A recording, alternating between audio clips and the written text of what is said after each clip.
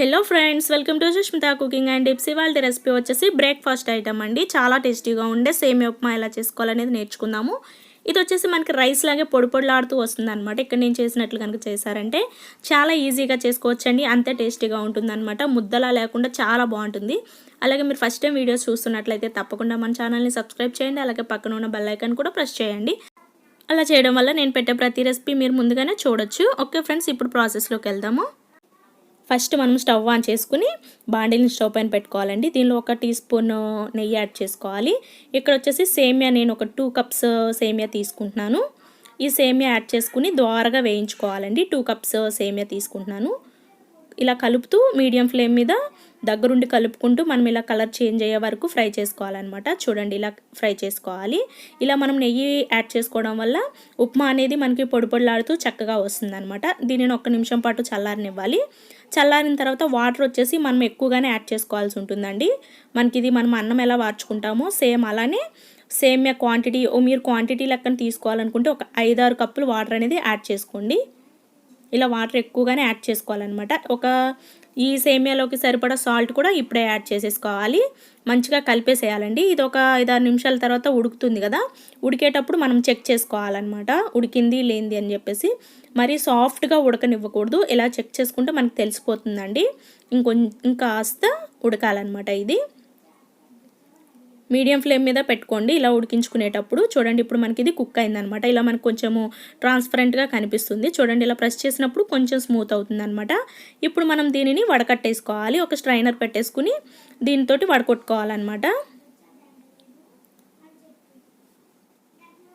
ఇలా వడకట్టేసిన తర్వాత దీనిలో 1 లీటర్ వరకు చన్నీళ్ళు వేసేయండి. చల్లని నీళ్ళు వేయడం వల్ల ఇక ఇది కుక్ అవ్వకుండా మనకి ఇది పొడి పొడిలాడుతూ గట్టి పడుతుంది అనమాట సేమియా అనేది. ఇప్పుడు మనం దీనికి పోపు రెడీ చేసుకుందాము. స్టవ్ పైన బాండిల్ పెట్టుకుని బాండిట్లో ఒక 2 టేబుల్ స్పూన్స్ ఆయిల్ యాడ్ చేసుకోవాలి.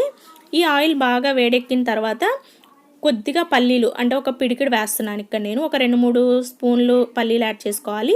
ఈ పల్లీలు కొంచెం ఫ్రై అయిన తర్వాత 4-5 జీడిపప్పు పలుకులు కూడా యాడ్ చేసుకోవాలండి. ముందే జీడిపప్పు పలుకులు వేయొద్దు. జీడిపప్పు పలుకులు మాడిపోతాయి, పల్లీలు అనేటివి ఫ్రై అవ్వవు అనమాట. ఇలా మీడియంగా ఫ్రై అయిన తర్వాత వీటిని మనం పక్కకు తీసేసుకోవాలి. మనం ముందే వీటిని ఇలా ఉంచేసుకుంటే సేమియాలో మొత్తం కలిపేసరికి మెత్తగా అయిపోతాయి అనమాట. ఇప్పుడు ఇదే ప్యాన్లో ఒక 1/2 టీ స్పూన్ ఆవాలు, 1/2 టీ స్పూన్ జీలకర్ర, 1 టీ స్పూన్ పచ్చిశనగపప్పు, 1 టీ స్పూన్ మినపప్పు కూడా యాడ్ చేసుకోవాలండి. యాడ్ చేసుకున్న తర్వాత మంచిగా కలపాలి. 1 నిమిషం పాటు ఇలా కలిపితే మనకి ఇవి దోరగా ఫ్రై అవుతాయి కదా. ఇప్పుడు వచ్చేసి మనం సన్నగా కట్ చేసుకున్న ఉల్లిపాయ ముక్కలు కూడా యాడ్ చేసుకోవాలి. ఒక పెద్ద సైజు ఉల్లిపాయ ఒకటి తీసుకుని కట్ చేసుకున్నానండి ఇక్కడ నేను. ఈ ఉల్లిపాయ ముక్కలు కూడా యాడ్ చేసుకోవాలి.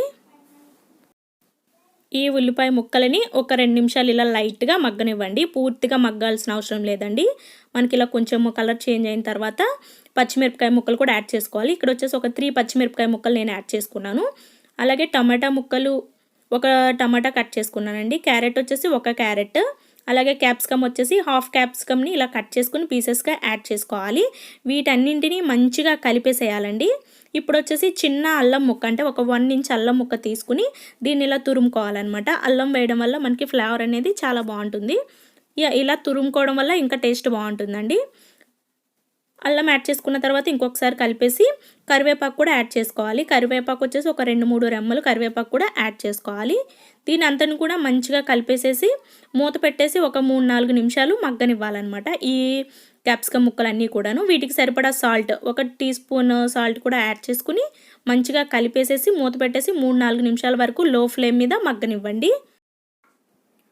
2-3 నిమిషాలు మగ్గిన తర్వాత మనకి కూరగాయ ముక్కలన్నీ కూడా ఇలా కలర్ చేంజ్ అవుతాయండి. చూడండి, చక్కగా మగ్గిపోయాయి కదా. ఇప్పుడు దీనిలో వచ్చేసి ఒక చిటికెడు పసుపు యాడ్ చేసుకుని మంచిగా మిక్స్ చేసేయాలి. మొత్తం మిక్స్ చేసిన తర్వాత మనం పక్కన పెట్టుకున్న సేమియా మొత్తాన్ని కూడా ఇలా విడివిడిగా చేతితోటి ఇలా అనుకోవాలండి. అప్పుడే మనకి ఇది పొడి పొడిలాడుతూ చక్కగా రెడీ అవుతుందన్నమాట. కొంచెం దీనిని చల్లారనివ్వాలి కూడాను. ఇప్పుడు ఈ సేమియా మొత్తాన్ని మనము పోపులో యాడ్ చేసేసుకోవాలి. ఈ పోపులో యాడ్ చేసిన తర్వాత మొత్తం మిక్స్ చేసేయాలండి. మిక్స్ చేసిన తర్వాత మనకి పోపులో ఆయిల్ ఉంటుంది కదా, ఆయిల్ మొత్తం సేమియా అనేది అబ్జర్వ్ చేసేసుకుని చక్కగా పొడి పొడిలాడుతూ చాలా టేస్టీగా వస్తుందండి. ఇలా మంచిగా మొత్తం మిక్స్ చేసేయాలి. లో ఫ్లేమ్ మీద పెట్టి 2-3 నిమిషాలు ఇలా కుక్ చేసుకోవాలన్నమాట, మధ్య మధ్యలో కలుపుతూ. చూడండి సేమియా అనేది మనకి ఇక్కడ రెడీ అయిపోయింది. సేమియా ఉప్మా అనేది చాలా టేస్టీగా వచ్చిందనమాట. మీరు కూడా ఖచ్చితంగా ట్రై చేయండి. ఫైనల్గా మనము ముందు ఫ్రై చేసి పెట్టుకున్న పల్లీలు జీడిపప్పులు కూడా యాడ్ చేసేసుకుని మళ్ళీ ఇంకొకసారి కలిపేసుకోవాలన్నమాట. అలాగే కొత్తిమీర కూడా యాడ్ చేసుకోవాలండి.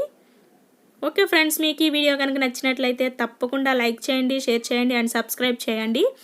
Thanks for watching. Bye bye. మీరు కూడా తప్పకుండా ట్రై చేయండి.